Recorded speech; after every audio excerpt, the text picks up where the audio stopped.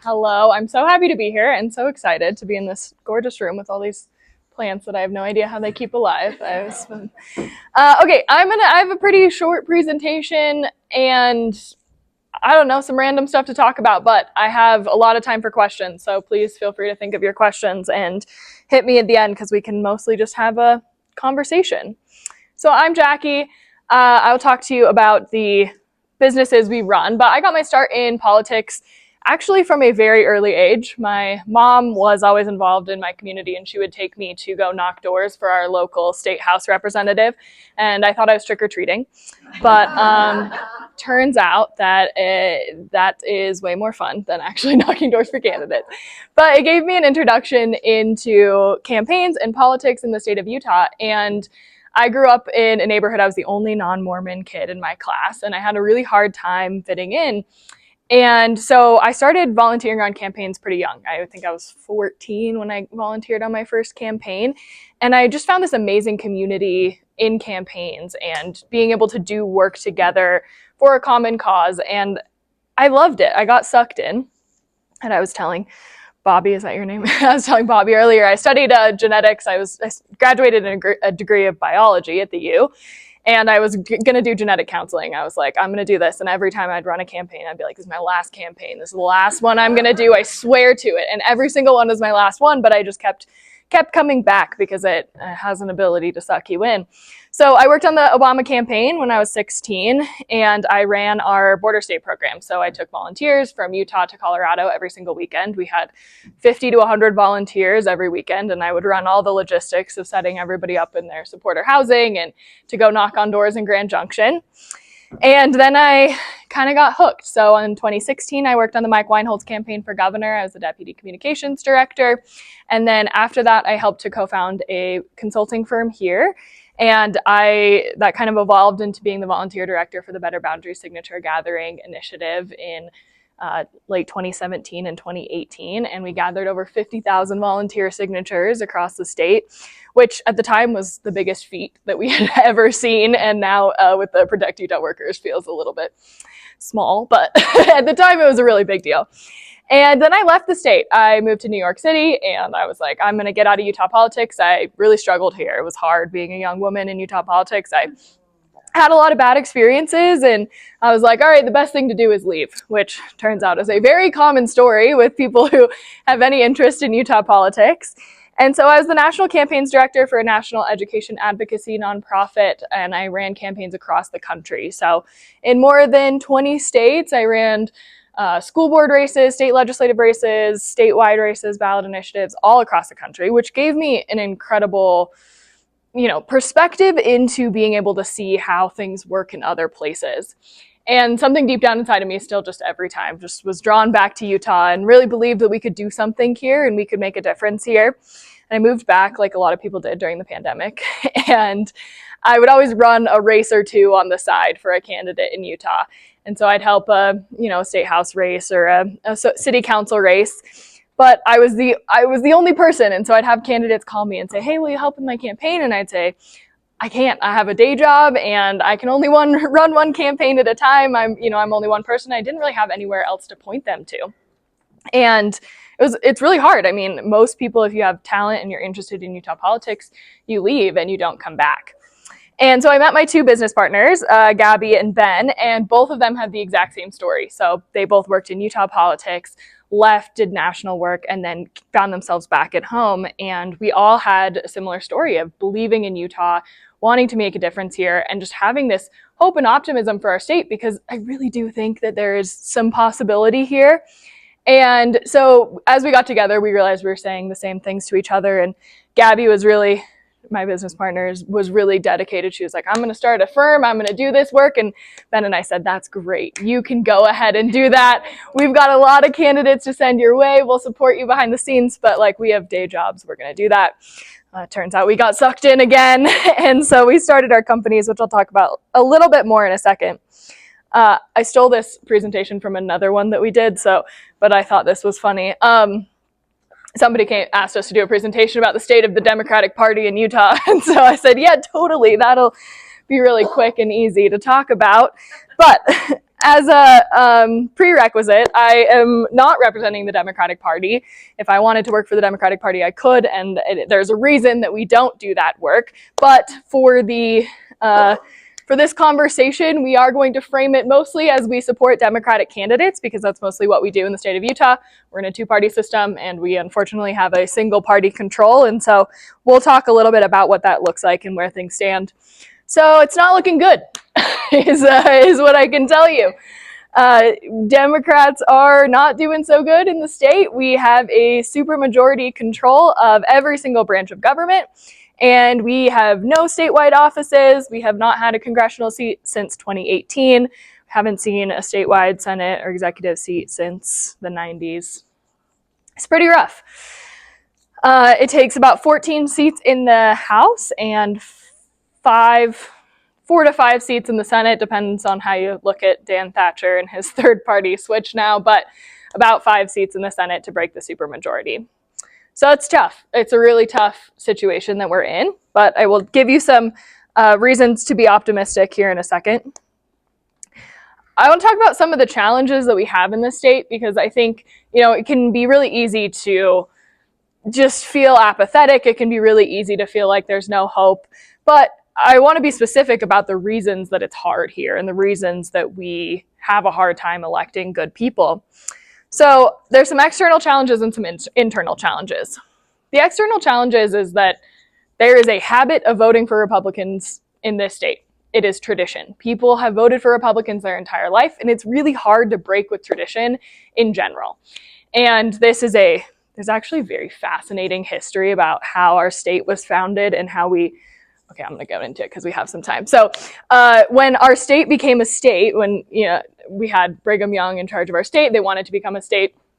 The Republican Party was super opposed to polygamy. And the Democrats were a little bit more in favor. And so our state actually leaned Democratic. But as they wanted to become a state, they couldn't have single party control when they were looking at it. And actually the Senate and House were split. Democrats controlled one and Republicans controlled the other. And so as they're looking at becoming a state, they were kind of having conversations with both parties to say, if we become a state, we're going to help your party to elect more representatives in the future. And so they were looking at the state, and the Democrats, they were having conversations with the Democrats for a long time, and they actually made a lot of promises to the Democratic Party to help them get elected. And the Democrats kind of looked them over and said, we don't really want you. And the Republicans said, okay, sure, yeah, go ahead. We'll have you on our team. If you can elect some Republicans to the Senate and House, that'd be great. And so they said, but you can't look like you're just a Republican state. You have to actually show some competition here. And so the story is, if you grew up Mormon, is that they came in and every Mormon bishop looked at their congregation and they said, if you're on this side of the aisle, you're Democrat, and you're on this side of the aisle, you're Republican. And this is the lore of how Utah became a state, is that we split it down the middle. And it's not exactly true. That's kind of an old wives' tale. But what they actually did is they sent Republican representatives across the state to do a speaking tour to talk to people and say, and there were church and Mormon representatives that said, you should become a Republican, because people actually lean Democratic. And they needed to convert more people to the Republican Party. So that's kind of the base of where it came. And actually in our first few years of statehood, we went back and forth. It was pretty competitive. And then a lot of other things happened. But an interesting lore, and the other thing I learned recently, is Joseph Smith ran for president as an independent on a platform of reforming the criminal justice system, giving slaves reparations by selling public land. Fascinating story. If you want to get into that, we could talk more. Anyway, so there's a lot of interesting history that has created us into a Republican state, mostly by tradition and mostly by habit. And so breaking that is, one of the first things that we need to do. Gerrymandering, obviously big deal here. A lot of the reason why we are unable to elect more people. We can talk a lot more about that in a second as well. The apathy and defeatism is the thing that gets me the most. This is the thing that pains me and why we are doing a lot of the work that we are doing. Because of this, one single party control, a lot of people just feel like their vote doesn't matter. And you all are here, you probably know that your vote matters quite a lot, and especially in local elections. But we see apathy in a lot of other ways. The independent strategy of trying to elect Evan McMullin, even though it's creative and interesting, is to me a way that looks like we're kind of accepting defeat before we even try. People registering as Republicans so they can feel like they have a voice and vote in the Republican primaries is another way that we are accepting defeat before we've even put up a fight. And these things are really frustrating to me because I truly believe if people had just a tiny sliver of hope and excitement about our state, we'd see a lot more people who are just straight up unregistered to vote, people that move here who are new residents who say, well, I don't need to register, it doesn't matter, my vote doesn't count, I'm going to stay registered back home, right? There's a lot of things that I think could change that way if we just had that hope. And what our entire message to people is that if we can just inspire that hope, it changes a lot. It starts to shift the dynamics. It starts to just create this cycle that if people have some hope, they might be more inspired, they might take more action, and then they might actually do it. And we might become competitive. It creates this interesting cycle. And so, when we first started our company, we said, you'll meet us. We are the 3 people in the state who love Utah the most, and we are the most optimistic people you've ever met. And a lot of people looked at us and said, that's really naive, or they laughed in our face. But we have been doing this since 2022, and for the first time this year, people have been saying the things back to us that we have been saying, that there's opportunity in Utah. We've been seeing national money come in from national organizations. There are people that are investing here because they see opportunity here. And if there's anything I can share with all of you, it is that having that little bit of hope and optimism, even though people might look at it and saying you're naive or that, you're not looking at the bigger picture, is so important and is the thing that you can do to talk to all of your friends and inspire them to get excited, just have that something in you. Okay, national baggage. I think, Utah loves to claim that we are unique and different, and then we have the Utah way and all of the different things. And so having the national baggage of national Democrats can be really hard to electing Democrats in Utah. And one of the things we talk about a lot with our candidates that we work with is separating ourselves. What is a Utah Democrat versus a national Democrat? And how can we be a little bit different when we run elections so that we can elect Democrats in Utah that are unique and different? And there's lots of interesting things with that too. Message paralysis. I think this is something that we are seeing across the spectrum in politics generally, is that we have spent so much time trying to craft the perfect message that is poll tested and that, is going to persuade people this much and get them to vote for you, and that we just say nothing at all because it's just we're polling our way too deep into just paralysis. And so we have been saying this a lot is, as Democrats, we have a tendency to not take accountability, and we expect voters to be informed about everything and blame them. They weren't informed enough, or they didn't care enough, or whatever it is. And I think we need to take some accountability and say, we need to talk to people in a way that makes sense, that's easy to understand, that people can feel like they're involved, that they know what's going on, which is something we're trying to do quite a lot of. But I think that, trying to back up from that DC consultants and poll tested messages is just getting us too far into not actually talking like real people. And then purity culture. I think this is a problem with the Democratic Party at large as well, that, we are spending too much time having purity tests and, making people fit into certain boxes and not actually expanding our tent and inviting people in when we really are the party that should be doing that. So those are the external challenges. Easy peasy, right? Can you say more about the purity test? Yeah. Are you Democratic enough? It's it goes along with that, the message paralysis. That's I think Andy Bashir talks about this a lot, is we're saying things like, he's like, I work with addicts, but if we're saying that you're a, I can't even think of the correct word, you're a substance use disorder instead of just saying addicts, right? Or you have to say the exact right words or phrases or things that to pass this test, and if you don't, then you're not invited in.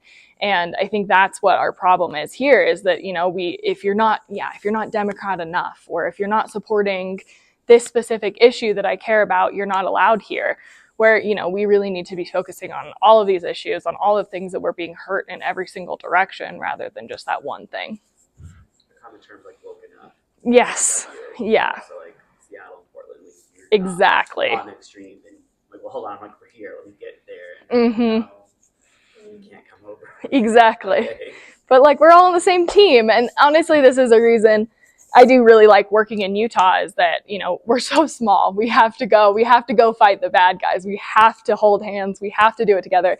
We want to fight, like, let's do it behind closed doors, and then let's agree we're going to go out there and we're going to fight the bad guys. We're not going to spend all of our time fighting each other, which often happens in a lot of states. And Gabby will tell you she worked in Boston for a number of years, and she saw that sort of fighting in Boston, and you know, that was the reason she wanted to come back here. She's like, there's real things happening in Utah that you guys aren't seeing, but we're spending all of our time figuring out if universal health care or, you know, whichever one is the best method. And so I think, you know, we can, there are some good things about that too. Okay, some internal challenges that we see just like within the ecosystem of Utah. One, we don't get a lot of national investment. You know, since our elections are playing out in the Republican primaries, there's just no spending. Elections are really cheap here in compared to other states. I know it sounds crazy, but like, places are spending millions and millions of dollars, and you know, some of our most competitive races are about $100,000. And so, you know, we just aren't seeing the same investment that we're seeing from national organizations. Talent gaps. This is the exact problem that we ran into, is that, like, you know, if you are a young, excited person, you want to get involved in politics or even nonprofit work or advocacy work, you go do it, and then you're going to get an opportunity elsewhere that's going to be more experience, it's going to pay better, it's going to be longer term, you're going to have more growth potential. And so people just don't come back.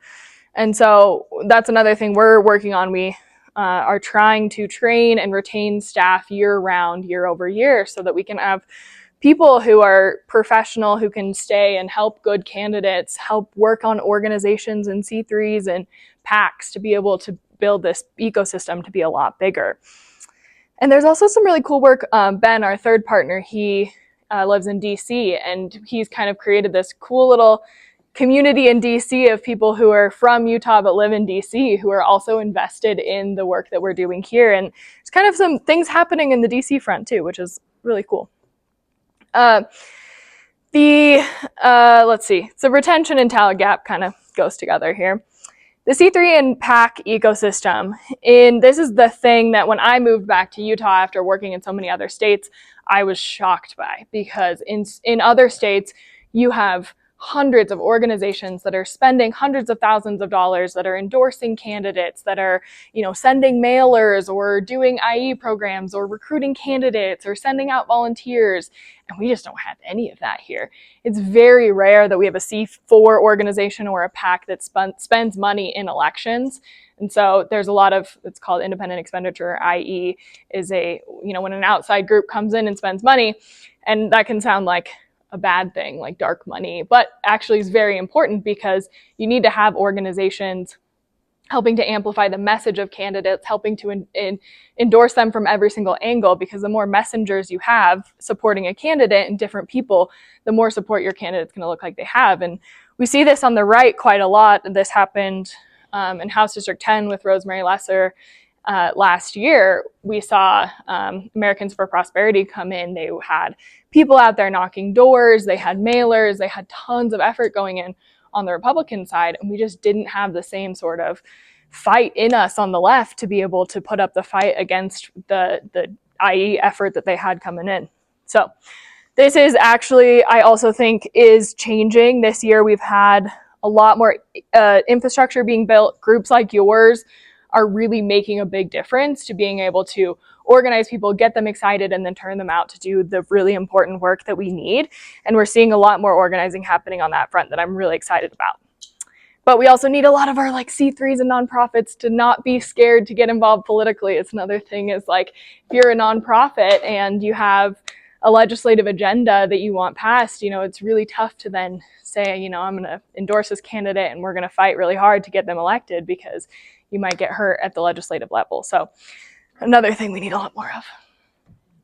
And then short-term focus. I think, you know, we've spent a lot of time in Utah just trying to keep our head above water and try and just get everything done that we can in that legislative session or that year, but we really need to spend some time trying to look at what's going to happen in the next 10 years or 20 years and make sure that we're building and moving towards that as much as possible.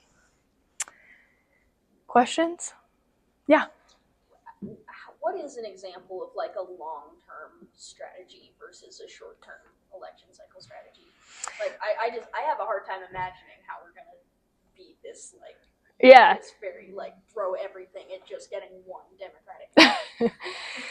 Yes, for sure. I mean, this is what I spend a lot of our time doing, right? Is saying, okay, if we are looking at these, so if we're looking at the state house, just for example, let's say we need 14 seats to break the supermajority in the state house.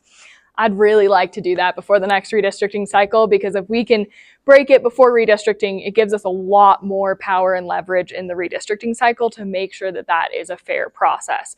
So if we say, okay, we're looking towards 2030 to do that, I have 3 election cycles, 2026, 2028, and 2030 to make that happen.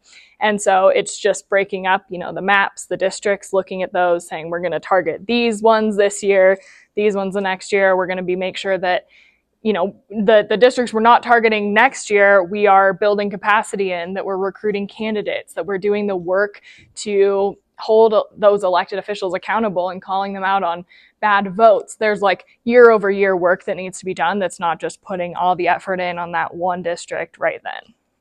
That answer your question? Okay. I think one of the biggest problems that Democrats have, and this is national, is messaging. Mm-hmm. We can't be against everything because you can't achieve a negative. So what is the positive compelling message that as a party we can offer? Yeah, no, that's a really good point, and something we talk to our candidates quite a lot about. You can only be against so much. You have to stand for something. You have to give people something to believe in. And I actually just saw some interesting polling that had people list what are your top priorities in life, when you're thinking about your life. It's the economy, taxes, all these things, right? And then they say, what are the Democratic Party's top priorities? And what are the Republican Party's top priorities? And the Democratic Party gets abortion, LGBTQ issues, healthcare, and they get one issue that does line up with the top 5. I think it might be taxes, but low down on that list. The Republican Party gets 4 out of the 5 on their top list. So they get immigration is number 1, then they get taxes, they get the economy, they get every single one that people list as their top 5 issues. And so that's the exact problem. I would say the answer is the economy. I think it's talking about jobs, it's talking about working families, it's actually, but there's another aspect that's you actually have to deliver on that. That means you can't just talk about it. It's actually making progress and taking some risks too. I mean, you see there's some interesting data about the Affordable Care Act. It has gained in popularity since its inception. It's at 70% approval right now. At the time, it was at 45% approval when it first passed. And you have to actually deliver on those things in order for them to become popular. And so it's, I think the economy is the answer on that, but it's going to take some time to get there. Other questions? Okay. Okay, so here is sort of the structure of our company. So we started our business, Elevate Strategies, in 2022. This was the company we founded to be able to help elect Democrats. We first started our company, we came into Utah, and we're like, all right, the 3 of us know how to run campaigns, we can do this, we can elect Democrats. That's all that's needed here. We just need to run professional campaigns, and then we'll definitely elect Democrats. Well, it turns out that's not exactly all that was needed. And so we started our company. We ran some really cool campaigns in the last 3 years. And, we've worked for some incredible candidates, and we are still doing that. We have a staff, we have an office, we run campaigns. If you know people that are running for office, please feel free to send them our way. We are happy to help them and help actually run their campaign in a professional way. But as we started the company, we realized, there's a lot of other things missing. One of those things being that sort of C3, C4 PAC infrastructure. And so we saw so many incredible candidates that would come to us and they'd say, I'm a great candidate, I'm qualified, I have all the things that I need to do to run for office, but I have a full-time job and a family. I can't spend all day, every day fundraising. And so we started our PAC essentially at the beginning to help offset some of those really good candidates we had coming our way, to say if we can fundraise some money to the PAC and then help support those candidates, one, can help sustain our business, because we were seeing that, Democratic candidates weren't raising a ton of money and we had to retain our staff year round, and that's expensive. And so we started fundraising to the PAC to be able to help support that. But what that's kind of grown into is a candidate training and recruitment pipeline, and we've seen that be an opportunity. And so we hold these candidate trainings. This was one about a month ago. We had 80 candidates, and it was so cool. And so that doesn't exist here in Utah. There's not a really big training infrastructure if you are a candidate that you can go to and help run your campaign. And so this is an entire 7-8 hour long training that we do with candidates when they've declared to run for office, or these are some of the people that want to run next year. And so, yeah, we're working on our PAC. We might turn this into a C4 to be able to do that work a little bit more separately, but it's kind of where we run all of our stuff. And we've also supported candidates' campaigns with direct donations and try and help really good candidates when we see them come through and might need that extra little push. And then earlier this year in January, you might have seen Gabby and I started making videos online, and we had seen so many good campaigns that we had worked with for like 6 to 9 months. And you can do so much on a campaign, but you realize that it ends no matter what in November. And nobody was doing the work of actually just talking to people year round in a way that they could understand, that was digestible, that was interesting, that was a little bit funny. And we didn't really think that it would become a thing. It was mostly just like a test for us to be like, we were tracking these legislative bills on our own because we needed to for our work. And we were like, well, this is kind of interesting. Maybe people would be interested in this. And they were. And what we've seen is that, people have really taken to it, and it's created some really cool outcomes that we're really excited to continue to do.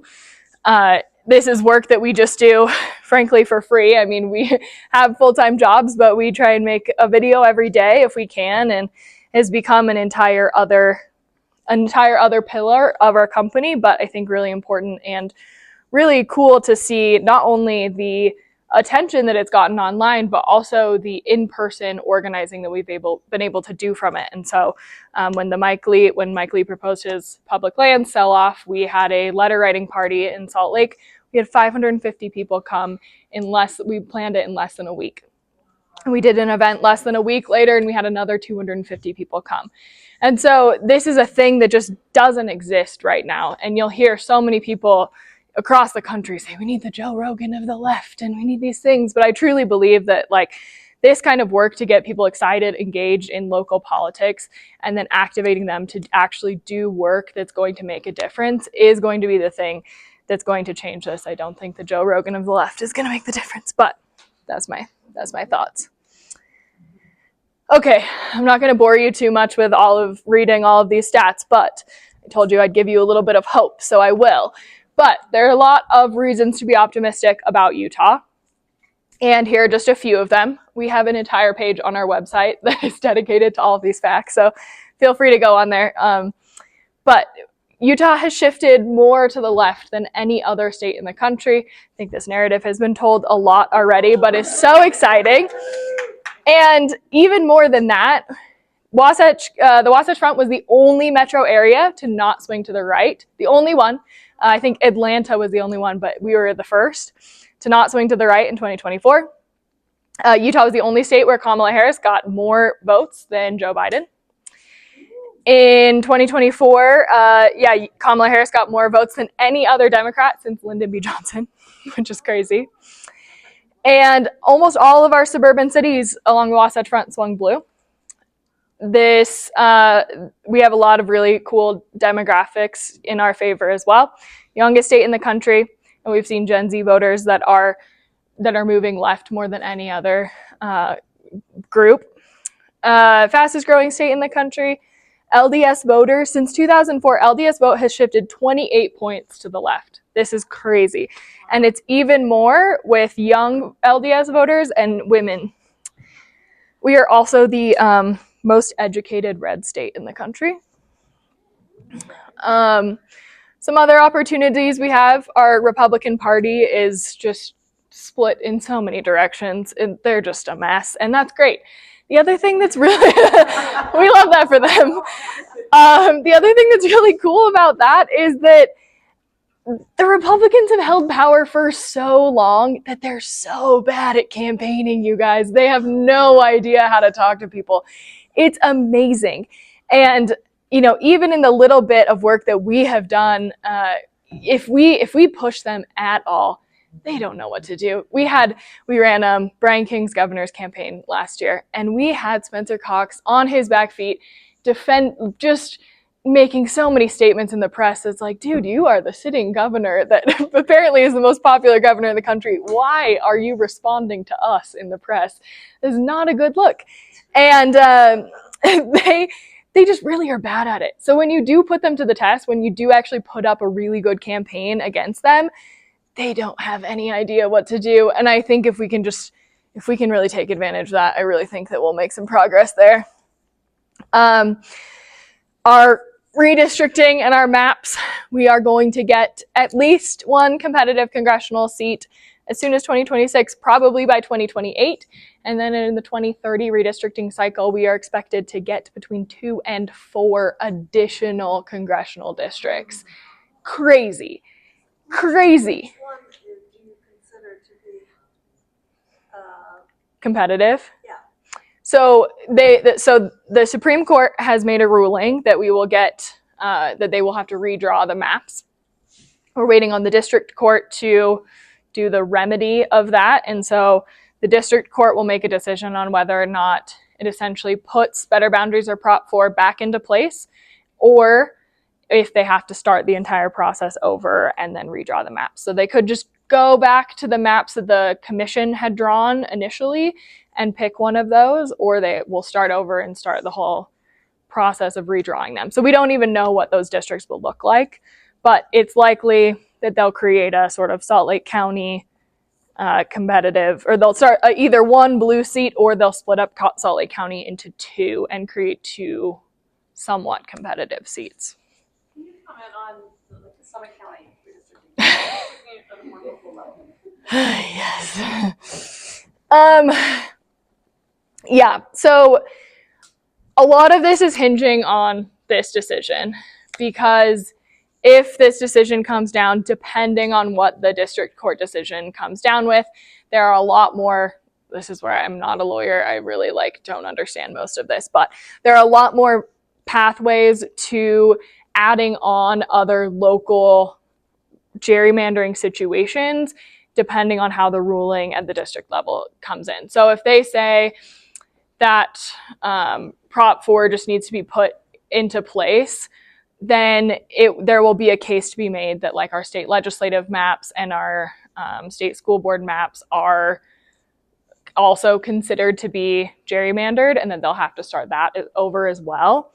So there's a lot, but I mean, you're right. This happens at every single level, is a massive problem, and frankly is more of an inherent problem if you put a person in power and then they're like, I'm going to keep my power, than it is necessarily a tactical problem. But we do have one of the best opportunities here in Utah to be able to actually get fair maps that I've seen across the country. It's very, very exciting. And as soon as that district court decision comes down, Utah is going to be the spotlight of a lot of national attention on this issue, which will be a whole other issue, but yeah.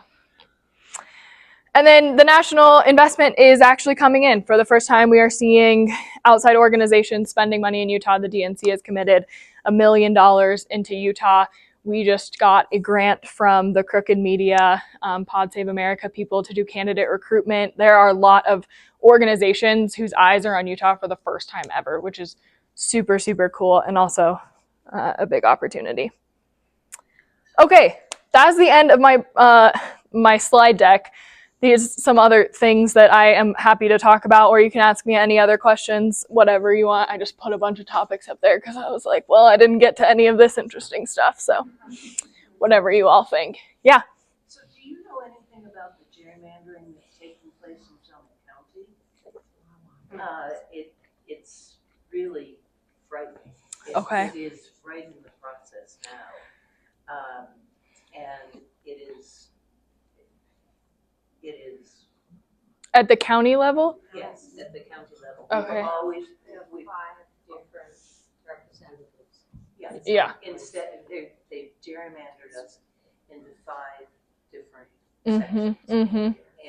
And it is going to be really difficult. And they're redistricting right now? Yes, it is. Oh. It happened yesterday. Oh, like right now. Okay. Yes, right now. It's something that will, yes, the state legislature said, oh, Summit County is too Democratic. And so they came in and chopped it all up. It is I need to talk more about this. very significant.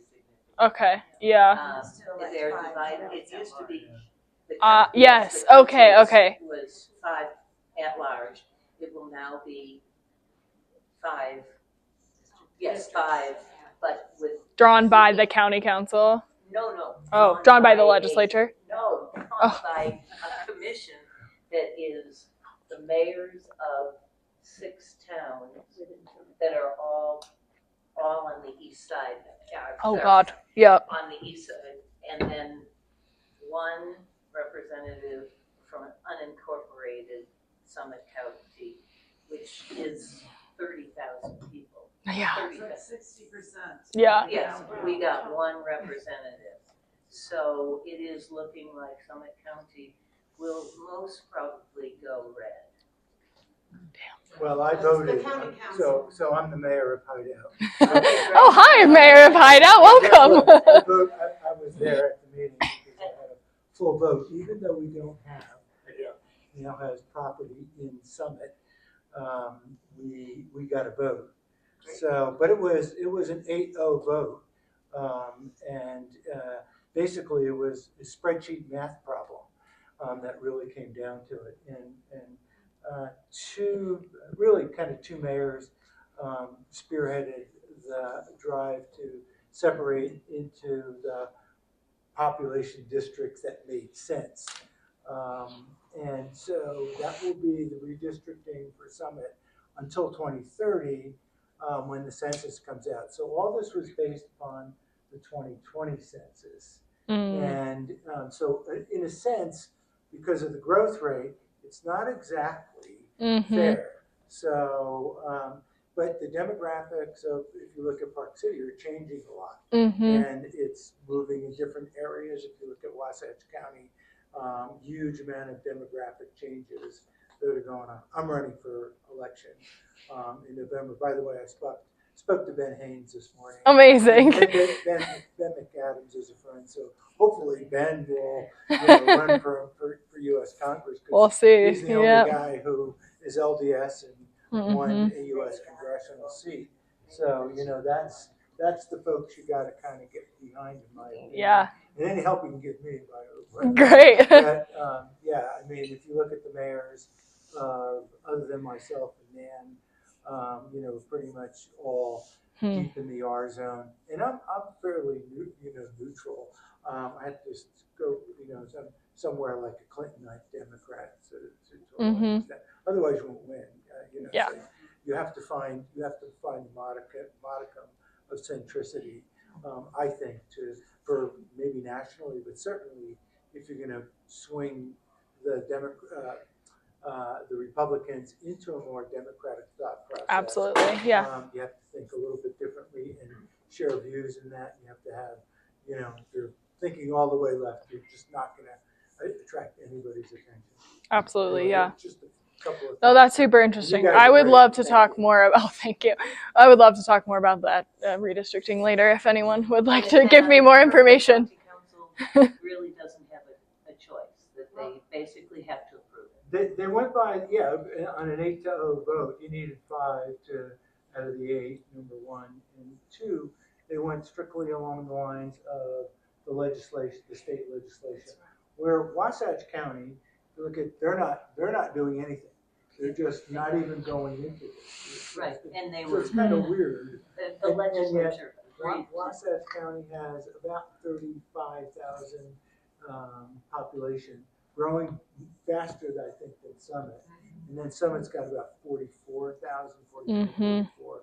So if you think about it, at some point, they're going to be equivalent. Wasatch is even deeper Republican in red to a large extent. Yeah. And I don't see that. That's why they didn't have That's why to they go said ahead it was with the division, with the commission. They were supposed to be Yeah. included under the legislation. They just decided, I'm not going to deal with it. Which is all the more reason I think during the long-term planning of this is, during the 2030 redistricting cycle, making sure that one, there was a big effort to make sure the 2020 census was counting everybody, making sure that we are doing that. And then there's going to be a big advocacy portion of the redistricting process after that. And so having people show up to the redistricting meetings, having people come there and have their voice heard. And this is exactly why we were able to get the lawsuit that we did at the state level, was because there was so much effort put into the redistricting process that we had parties that were able to actually sue. And so having that, making sure that people are engaged during that process allows us a lot more legal recourse afterwards. Interesting. Yes, you had a question? Just kind of thinking about, it seems like you have to start like a really kind of low level, like basic level, like state legislature kind of building blocks. Yeah. And for instance, I kind of dug into this, and it's not that it's digging to do, but my representative was elected by 35 votes in a little closed door session. You have Oxyay, yeah. So 35 people have elected my state representative. Yep. And so that just seems like the kind of situation where this is right for, really kind of coming in here with hopefully with someone with, they can really just kind of make a case that this is not the kind of representative we want this time. Mm-hmm. How do you find candidates to do that? Like, and our little district, of course, is weird and splits up my neighborhood. Yeah. And just where do you start with something like that? I don't see myself running, but how do you find these people that yes, that can do it?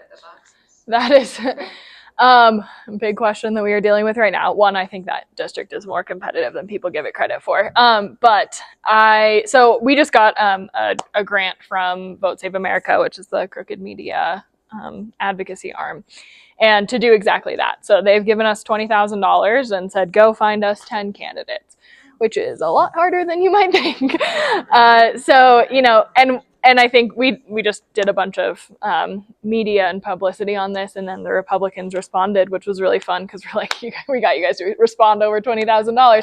And they were like, $20,000, you're not going to flip any seats with that. But the $20,000 is really going into candidate recruitment, which is the hardest part of this. And what it really requires is time, is like staff time, frankly, on our part to say, we are going into these communities. We're going to go have meetings with everybody that we know, and we're going to say, hey, can you give me 3 names of people that I should talk to? And then I'm going to go meet with those people, and I'm going to say, can you give me 3 names of people I should talk to? And then we're going to continue to do that until we find qualified people.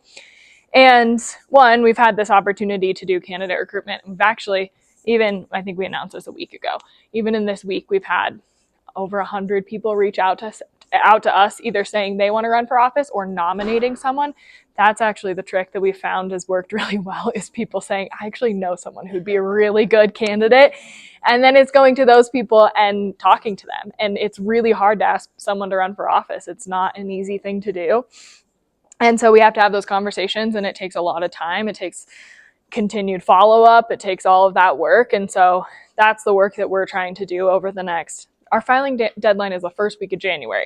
So really I have 150 days. I think it's 149 until the filing period today to convince people to run for these seats. And so that's why we've targeted this right now. We have 10 districts that we're targeting right now, and then 10 districts we'll look at in 2028 and 10 districts we'll look at in 2030, and making sure that we're doing it in a really targeted way, because I'm not going to go try and recruit candidates in every single district. I want to recruit 10 really good, really qualified candidates, and we're going to run really good races there, and then we're going to move on to the next 10. So unfortunately it's not, but that's not to say that there's not work to be done in that district. I think having someone good run for office this year put up a really good fight, start the work is a really good first step to making sure that we can do it in future years. I think that and organizing, getting people excited, getting them like to volunteer, to turn out to vote, all of those things are all very important parts of the process, even if it's not like the target district for this year. Yeah. I think it's sort of addressed there. Two questions. Actually, Yeah. I'm curious where you get your funding. You get grants, obviously, but other ways. And also, I remember at the Democratic primary, I guess, for our local elections, county elections, they were talking about please don't register Republican so you can vote in a Republican primary, because that hurts us from a national level, because then the Democratic Party looks at the state and says, oh, they don't have enough Democrats registered. Yes. How do you, I don't know, what's your advice on that? Yes. So we get our funding. So our company, candidates hire us to run their campaigns. So we work based on a monthly retainer on their campaigns. So that's just like our typical business. And then our PAC, we do a lot of fundraising. So high dollar fundraising. We also have a lot of low dollar fundraisers. We have a paid Substack that people paid $6 a month for, which is great. So like we try and source some of that funding. We get some national support from organizations, and we're trying to do a lot more of that. It's frankly like, I wish it was a bigger priority, because I do think there's a lot of money and support out there, but we have a whole other company to run. So yes, to the Republican, registering as Republican. This is my favorite question, and I have been drafting a Substack on this for like 6 months now, and I'm too scared to put it out, but I'll tell you how I actually feel, which is, to my point of the defeatism and the apathy, like it really does frustrate me when people are registered as Republican for a number of reasons. One, it hasn't worked. Like that's the first reason. We have seen that we have tried this, and I fully respect people trying things to see if it works and trying different methods. I think that running Evan McMullin was I think we did it to try it. I think that was great. I think trying new things and different things is awesome. And I think we've tried the Republican thing. I think everybody is registered as Republican for each candidate that's come through in the last few cycles, and it has not elected a single one of them. There's just very few instances where we've seen it actually make a difference. And I think then secondly, there's some just like small tactical reasons it makes it really hard. So one, it messes with our data, like our voter data, immensely. So when I am running an election for a candidate, I'm looking at the data of the district and I say, all right, I got my base Democratic voters, I have my persuasion targets, I have my strong Republicans, I have my low turnout targets, and I'm going to shape our campaign strategy based on that. And we have access to other data that's not just straight party registration, because there's a big chunk of voters in Utah that aren't registered with a party. So we do have what we call model scores, which essentially predicts your party affiliation on a scale of 1 to 100 based on a lot of other factors. Demographic factors, where you live, what kind of car you drive, like all of the things that will say, we're going to predict that you are a Democrat based on these things. So our model scores do help with that, and we mostly target based on those. But those are national model scores. So there are national data companies that create those to say, I think you're 80% likely that you're a Democrat. And as soon as you register Republican and you vote in Republican primaries, those national model scores start to move you back and back and back. And so I've watched over my time working in Utah politics, I have watched our model scores go farther and farther to the right. And it's getting to the point where I can't predict where you are on the spectrum anymore. And the more you vote in Republican primaries, the more Republican it thinks you are. It makes it really hard for me to say, if I'm running in a competitive district, I need to talk to these persuasion targets most importantly, right? I have this group of base Democratic voters that I know is going to vote for the Democrat no matter what on the ticket, and I'm not going to spend my valuable resources trying to persuade you a ton of the time. But if you get lumped into persuasion targets or even those strong Republican targets, we're wasting a ton of resources. It makes our job a lot harder. It makes the elections a lot more expensive. It's very hard to just do our job in that respect. So that's my personal beef with it, which is kind of hard to explain to people on the yeah, I get that you're excited about that. You're excited about that registering, and then yes, the last point is that it does affect the way that we get national support and resources. It also affects the redistricting cycle. So when they do this redistricting effort, they will look at party registration, and they're not looking at model scores. They are looking at straight up party registration, and they are going to say, well, this is a Republican district. It should be represented by a Republican. I don't know why you guys are whining so much. And like that can make it really hard too. So there's my litany of reasons. I will put out my Substack at some point and make a lot of people mad, but That might be a great little short for the next 30 days. yeah. Yeah, for sure. Yeah. May I see show of hands how many of you have seen the videos she's making with her business partner yet? How many of you have one? Do you have a little clip of like a minute to just invade it? I bet I do, yes. There's a lot to learn and just fun. So can I have one comment or question? Of course, yeah. So when I think, I haven't done the first Trade Republic thing, Yeah. but I've done other ways where I've tried to, like on a survey, to try to like, I never know who's taking the survey, I just want to keep. I do that too. Spoiling the other side's data, rather than helping your data. Sometimes that's us doing the survey too, though. Exactly. Yeah. And what you just talked about. Yeah. Like, I guess it's better that we help your data. Be honest. Yeah. Yeah. Because it's not just. You might as well. A bunch of other points and reasons why they should. Mm-hmm. Is your main goal kind of with this educating the Utah voters? Yeah. Okay. Yeah, educating voters, but also energizing people to do actual work. I think that's the most important thing that we try and focus on when we do these is like putting people to work to, contact your representative, do this action. Here's something you can actually do that's going to make a difference, because it can be really hard to just be like, everything's shit. So, great. But like, we want to make sure that we're, Is it on all platforms now, these videos? well, we're mostly on Instagram and TikTok. We do have a Threads and a Blue Sky. I think they're- I'm not very good at doing the whole Facebook thing, but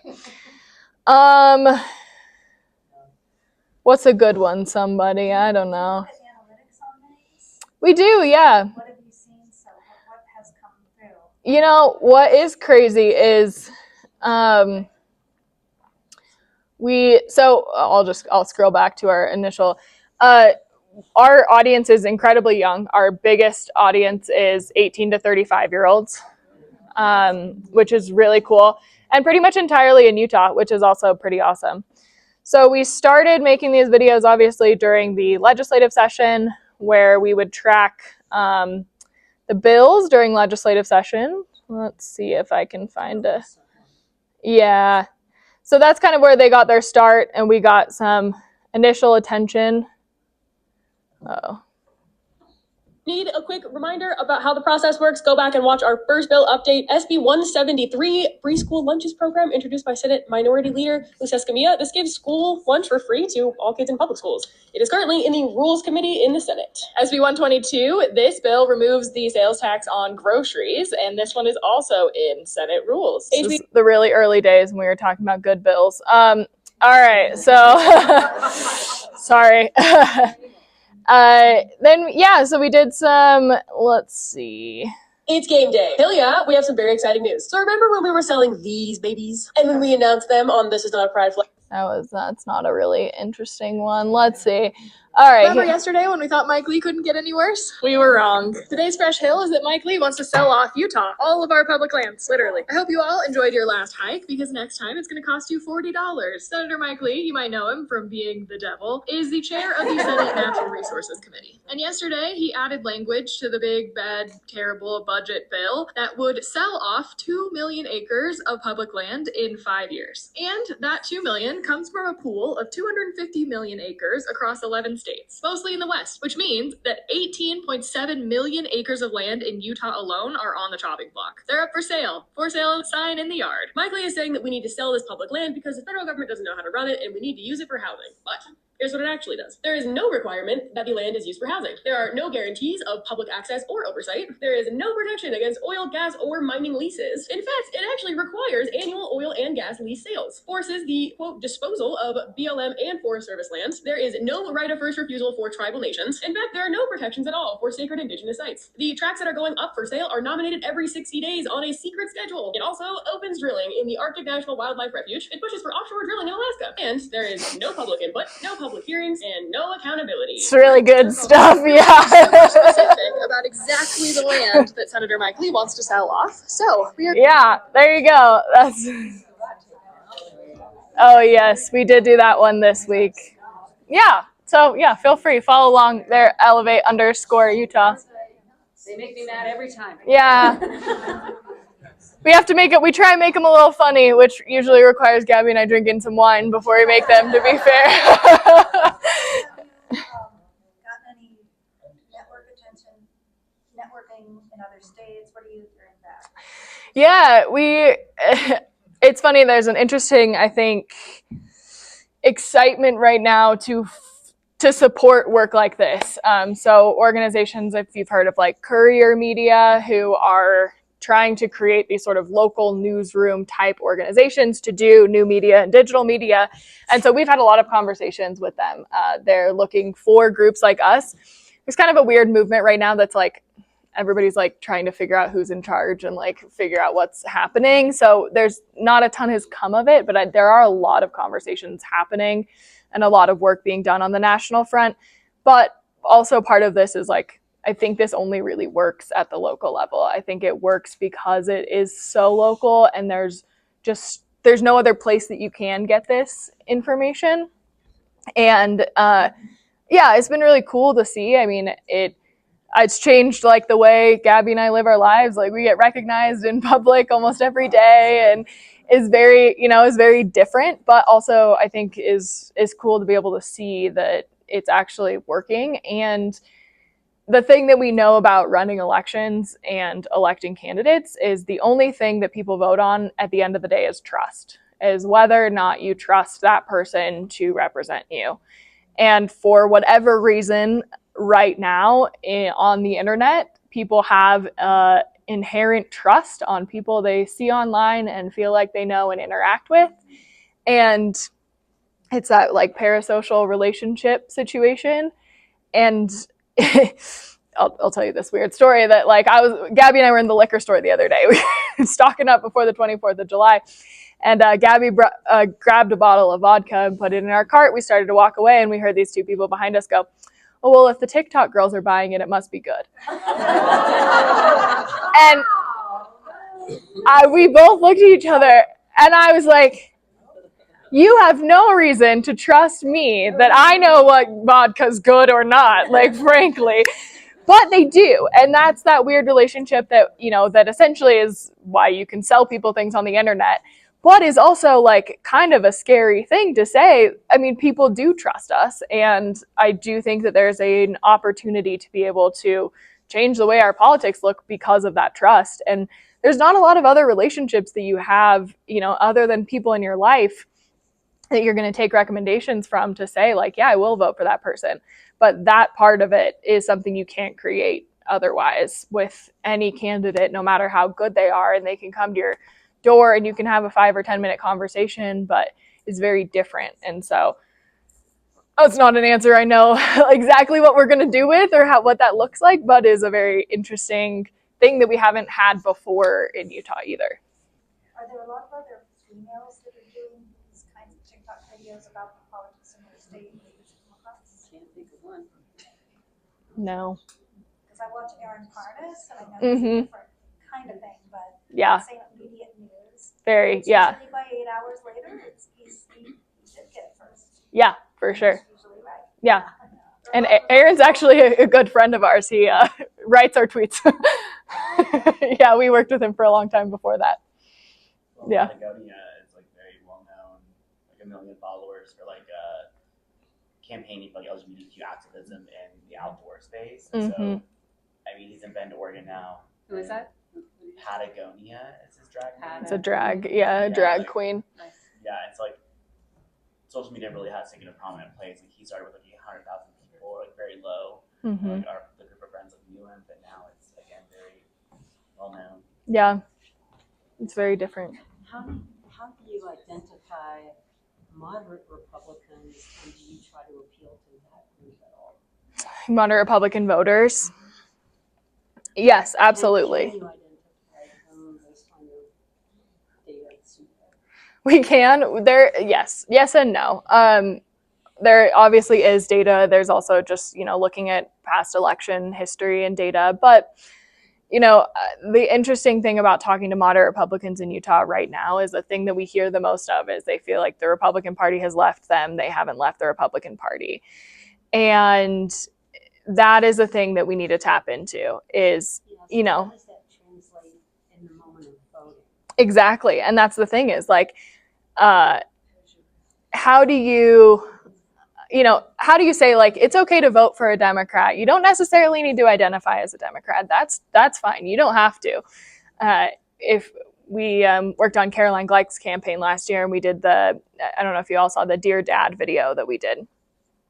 We had daughters write a letter to their dad. We did a video where the dads are reading the letters from their daughter, and one of the lines we put into the letters was, "You don't have to become a Democrat. You don't even have to tell your golf buddies about this." And then, had people, these daughters saying, but I do need you to do something for me this year. I need you to vote for something different. And so, messages like that are the best things that we can tap into. But I will say, I think going back to that, like the habit thing in Utah, is most people don't necessarily feel like a loyalty to the Republican Party. They're doing it because they have felt like that's what they've always done, or that's what they need to do in Utah, and this is what everybody else is doing. And I had somebody tell us the other day, he was like, I've been a Democrat my whole life. My parents, staunch Republicans. He said we had debates at our kitchen, at our dining table my entire life growing up. And he said, we debate over topics and all these things. And he said, my parents send me your videos now. And they say, did you know this? Did you know that? He's like, this is what I've been trying to tell you my entire life. But like, it is a interesting thing when you talk to people about issues and you can get them excited about an issue rather than getting them excited about a party or any of that. Yeah. If I could add to that, I work as a park ranger, or I did until very recently, and like the vast majority of visitors to my park were Republican Utahns. Absolutely. Area, and they care so much more about the outdoors than about their identity as a Republican. They care about their right to be able to hunt and to be able to use public outdoor spaces, even if they don't vote for that. But so many people are upset about what Mike Lee is doing. They are. And that's what I think is we need to capitalize on this, like, no matter what you identify as, look at what you care about and who is making decisions for what you care about. Exactly. Yes. The public lands is a really interesting issue. We also have a lot of issues in Utah that I think speak to that moderate Republican lens. And so one, just having super majority control. If you talk to people about monopolies, like they know monopolies are bad. Monopolies aren't good for anyone. Why would we have a political monopoly? That's not good for anyone either. But we also have a lot of interesting issues like immigration. Republicans in Utah don't agree with the National Republican Party on immigration issues. And there's a lot of things like that, immigration, public lands, where in Utah we have very different lens. And we have this like streak of libertarianism that like makes us very uniquely positioned to be able to actually talk to those moderate Republicans in a way that in other states you can't. It's just a number. I think that's an important part of populace. Absolutely. Yes, you do have to. Yeah. One last question. Yeah. So I'm just curious, when you go back to the screen, the chat, on one of the bullets, I think it was right underneath what you were talking about, the habitual. But when you said, I'm curious what you think about, is it better for a candidate on the national level, not in grassroots or local level, but is it better in today's milieu for a candidate to run as an independent, not Democrat? What's your feeling on that? I don't think so. I think, for a lot of reasons, we live in a two-party system. It's very hard to run as an independent. What we saw in our data from running independents in elections last year is even the bump that you get from running as an independent, you lose by losing your base of Democratic voters. And so, that ends up sort of evening out, because unless you're really talking to Democrats and saying, no, like I agree with you, and I think, and I'm actually going to represent your values, but then also still trying to have that independent streak, it's really hard. And my thing, and I don't have any data to back this up, is that I think that, again, back to this, voters vote based on trust. That is the one thing that we know that they are always going to vote on. And I think people think that being an independent is inherently distrustful. I think that you look at two candidates on your ballot and you say you do have a party, or you at least lean one direction, right? And so being an independent, a true independent, is very hard. There's a lot of reasons why it's succeeded in places like Alaska, that it's made a difference, but those go back to have there's a deeper history and situation that built up to that made it a trustworthy position. That a lot of people from Alaska were actually in town last week, and I sat down and I was like, I need you to tell me everything. And they gave me the whole history of how they elected independents in Alaska, and it's so much deeper than just like run as an independent and then like you'll win. And so I think it just, people see through, they have a really good lie detector, and people see through that, and they're gonna feel like you lean one way, and if you're not being honest about that, it can be really, really hard. And so one, you have to recruit candidates that are truly, truly independents, which is a hard thing to begin with, because if you're trying to recruit someone and say, no, change your party registration to do this thing, you've already lost a whole set of like, just honesty with voters. And people, I don't know, people see through that. Well, I want to say thank you to Jackie. Appreciate Yes. it. Thank you.